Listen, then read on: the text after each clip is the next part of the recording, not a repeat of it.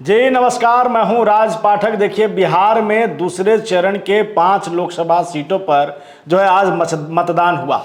इसे लेकर के जहां पर पहले चरण के 4 लोकसभा सीटों में मतदान की प्रतिशत जब कम हुई तो तमाम जो मीडिया जानकार थे ये अटकलें लगानी तेज कर दी गई कि क्या सरकार जो वर्तमान में एनडीए की सरकार है उनकी उल्टी गिनती शुरू हो गई है। फिलहाल दूसरे चरण में जो मतदान हुआ है वो भी कुछ संतोषजनक नहीं है। ऐसे में क्या एनडीए का गिरता ग्राफ कहीं ना कहीं आने वाले जो परिणाम है उसमें उनकी निगेटिव जो है वो दिखा रही है, छवि दिखा रही है। तमाम चीज़ें हैं और तमाम चीज़ों पर आज की वोटिंग पर खास करके जो मतदान हुए और जितनी चुनावी कैंपेन चल रही है उस पर चर्चा करने के लिए हमारे साथ में वरिष्ठ पत्रकार विपुल कुमार जी हैं। सबसे पहले तो आपका स्वागत है। धन्यवाद राज। दर्शक ये जानना चाहते हैं विपुल जी कि यह दूसरी बार दूसरे चरण में बिहार में 5 लोकसभा सीटों में भी कम मतदान होना, मतदान प्रतिशत पहले के मुकाबले ठीक है मगर वो भी संतोषजनक नहीं है। कैसे देख रहे हैं इसको आप? देखिए, आपको सबसे पहले हम डेटा बताते जा रहे हैं। शाम 5 बजे तक जो वोटिंग है बिहार में वो 53.3% हुआ है। किशनगंज में 56%, 56.12%, कटिहार में 55.54%, पूर्णिया में 55.14%, भागलपुर में 47.26% और बांका में 49.5% मतदान हुई है। सबसे कम भागलपुर में हुआ है और पूर्णिया में अच्छी वोटिंग हुई है। वहाँ पे उत्साह सुबह से ही देखने को मिल रहा था। लेकिन जिस तरीके का जो है वोटों में इजाफा होना चाहिए था, मतदान प्रतिशत में इजाफा होना चाहिए था, उस तरीके से नहीं हुआ। पिछली बार की तुलना में ज़्यादा जरूर हुई लेकिन इजाफा नहीं हुआ बहुत। और ये जो है वर्तमान जो सरकार है, मौजूदा जो सरकार है, उसके लिए कहीं ना कहीं ये खतरे की घंटी है।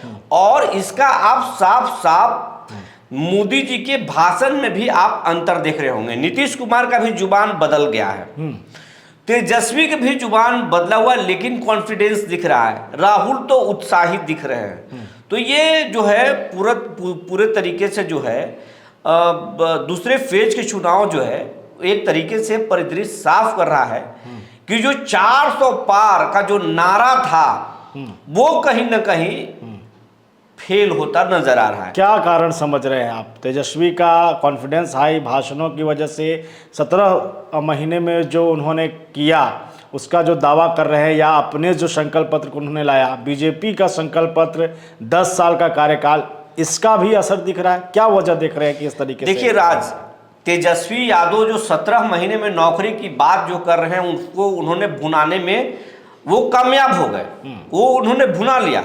लेकिन असल मायने में जो बिहार का विकास है वो नीतीश कुमार नहीं किया है, एनडीए की सरकार नहीं किया है।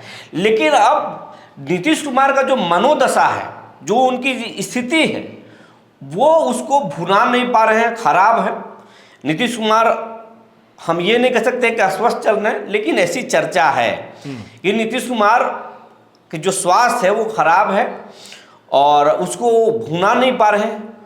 और जो एनडीए का जो खास करके जो बीजेपी के जो मैनिफेस्टो है, मोदी का जो गारंटी वाला जो संकल्प पत्र है, उसमें कहीं ना कहीं नौकरी की बात नहीं है। आम जनमानस जो फायदा होने वाली जो बात है वो नहीं है। और तेजस्वी ने जो अपना मैनिफेस्टो जारी किया है, जो राहुल गांधी ने मैनिफेस्टो जारी किया है, उसमें जो है सीधा सीधा हर परिवार के लाभ को जोड़ा गया है और उसको लोग जोड़ कर देख रहे हैं। जैसे आप आइए, सबसे बड़ा वर्ग जो है युवाओं का है, वो 1 करोड़ सरकारी नौकरी की बात कर रहे हैं। इनके संकल्प पत्र में नौकरी की बात नहीं है। अब सबसे बड़ा कर्मचारी का वर्ग है, कर्मचारी को का पेंशन बंद है, लेकिन अब राहुल गांधी कह रहे हैं कि हम आएंगे तो ओपीएस लागू कर देंगे, ओल्ड पेंशन स्कीम हम लागू कर देंगे, 8 पे दे देंगे हम। तो ये जो है बहुत बड़ा जो है फायदा है, बहुत बड़े कर्मचारी वर्ग को वो खुद से जोड़ रहे हैं। 500 रुपये में हम गैस सिलेंडर दे देंगे, हम 200 यूनिट फ्री बिजली दे देंगे, कि किसानों का कर्ज माफ कर देंगे। ये जो तमाम जो वादे हैं ना, ये लोगों को खुद से जोड़ रहा है। और यही कारण है कि मोदी की जो गारंटी है ना, उससे लोगों का थोड़ा सा मन और मोह जो है भंग हुआ है। मोह भंग हुआ है। विपुल जी, ये सवाल ये होगा कि जो बीजेपी सरकार 2014 में दावे और संकल्प पत्र लेकर के आई थी अपने, इस बार के संकल्प पत्र से पिछले 2 संकल्प पत्र के मुकाबले में बचती दिखी है। वो वही संकल्प पत्र जारी कर रही है जो शायद वो संभव कर सके अगर उनको उस तरीके से बहुमत मिले। क्या कारण है कि मोदी सरकार ने अपनी गारंटी में रोजगार को लेकर के बातचीत नहीं की, महंगाई को लेकर के बातचीत नहीं की? क्या उनको लग रहा है 400 पार का जो कॉन्फिडेंस है उनका, लग रहा है आपको कि सफल हो पाए? देखिए, मोदी जी जो अपने गारंटी जो दिए हैं, वो गारंटी दिए हैं कि वो सोच के चल रहे हैं कि जो वैश्विक लेवल पर जो भारत की स्थिति बनी है, भारत जो मजबूत हुआ है, उनका जो डंका बजा है, जो हाईवेज इन्होंने बनाया है, जो वर्ल्ड लेवल के जो ये एयरपोर्ट और पोर्ट बनाए हैं, और जो देश को बदलने की स्थिति है, उस पर उनको भरोसा था और उसी दम पर ये गारंटी दे रहे थे और 400 पार के नारा दे रहे थे। लेकिन जो जिस तरीके से वोटरों में उत्साह कम है, खास करके युवाओं में उत्साह कम है, उससे ये साफ हो गया है कि जैसा मोदी जी सोच रहे हैं वैसा नहीं। हम उनकी जो है खिलाफत नहीं कर रहे हैं, ना हम किसी के पक्ष ले रहे हैं। हम सरकार को और हर पार्टी के नेता को जो है खिलाफत नहीं कर रहे हैं, लेकिन उनको हम आगाह कर रहे हैं कि आप पब्लिक की बात कीजिए, रोजगार की बात कीजिए, आप कर्मचारियों के हित की बात कीजिए, आप किसानों की बात कीजिए, तभी जो है जनता में उत्साह आएगा और वो वोट देंगे। तो कुल मिला जुला कर जो मोदी जी हैं या उनकी जो सरकार है, उनकी जो गारंटी है, उसमें लोग दिलचस्पी नहीं दिखा रहे हैं और यही साहब के लिए खतरे की घंटी है। साहब के लिए खतरे की घंटी। आपसे बात करेंगे मतदान पे जब आ रहे हैं हम बिहार में। पूर्णिया एक हॉट सीट बनी हुई है पूरी तरीके से दूसरे चरण में। क्या लग रहा है पूर्णिया में निर्दलीय प्रत्याशी के तौर पे आपको? पप्पू यादव हैं, बीमा भारती आरजेडी से हैं, संतोष कुशवाहा हैं जेडीयू से। आपको क्या लग रहा है इसमें बाजी कौन मारता दिख रहा है आपको? देखिए, एक वोटिंग परसेंटेज ज्यादा हो जाएगा। देखिए, ये सबसे अहम सवाल आप कर दिए।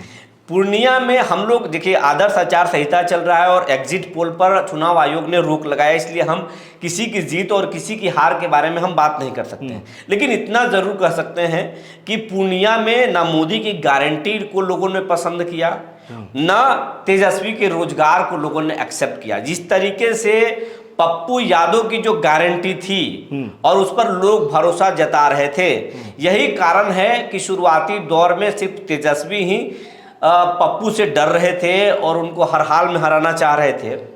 बाद में जेडीयू भी पप्पू यादव को घेरने में जुट गई, उनके लिए भी खतरा बन गए और पूरा चुनाव जो है पूर्णिया का वो पप्पू यादव के इर्द गिर्द घूमता हुआ दिखाई दिया। और पप्पू यादव के मसले पर यादव समाज भी बटा हुआ नजर आया पूरे बिहार भर में। ऐसे आप सोशल मीडिया पर पोस्ट भी देख रहे होंगे कि यादव जो है तेजस्वी और लालू के साथ खड़े जरूर रहते हैं, लेकिन जो पप्पू यादव के पूर्णिया में जिस तरीके से चुनाव हराने के लिए कैंपेनिंग कर रहे हैं तेजस्वी यादव को यादव भी खूब सोशल मीडिया पर सुना रहे हैं। तो पूरा का पूरा चुनाव जो है पप्पू यादव के इर्द गिर्द ही घूम रहा है और पप्पू इस चुनाव में एक बड़ा नेता के रूप में जरूर उभर कर सामने आएंगे। जाते जाते आखिरी सवाल ये, तेजस्वी यादव आप बोल रहे हैं पप्पू यादव को घेरने के चक्कर में खुद गिर गए, इसका नुकसान क्या आने वाला जो तमाम चरण, 7 चरण की बात करें, 5 चरण और हैं, इसमें तेजस्वी यादव के इसी एक पैतरे पर उनको नुकसान होता दिख रहा है आपको? बिल्कुल। पप्पू यादव आज तो उनका चुनाव था, कल हो सकता है वो रेस्ट करें, लेकिन उसके बाद वो तेजस्वी को हराने के लिए जरूर कैंपेन करेंगे। वो दूसरे लोकसभा क्षेत्रों में जाएंगे। उन्होंने कह दिया है कि हम हिना साहब के लिए जो है सिवान में प्रचार करेंगे और कई जगहों पर वो जा सकते हैं जहां तेजस्वी को डैमेज दिया जा सके। यादवों को वो तोड़ने की कोशिश करेंगे। तो पप्पू यादव निश्चित तौर पर लोकसभा चुनाव में ही नहीं, तेजस्वी के लिए और लालू के लिए विधानसभा चुनाव में भी एक बड़ा जो है खतरा बनकर सामने जरूर आएंगे। चलिए, बहुत धन्यवाद हमारे साथ जुड़ने के लिए। तो 5 सीटों पर मतदान हो चुका है और उसके बाद ये भी तय हो गया है कि दूसरे चरण में क्या दिख रहा है, सरकार को लेकर के जनता के बीच में नाराजगी कितनी है, विपक्ष का कितना प्रभाव दिख रहा है। ये तमाम चीज़ों पर जानकारी हमारे साथ दे रहे थे विपुल जी। बन रही हमारे साथ, देखते रहिए हमारा खास कार्यक्रम।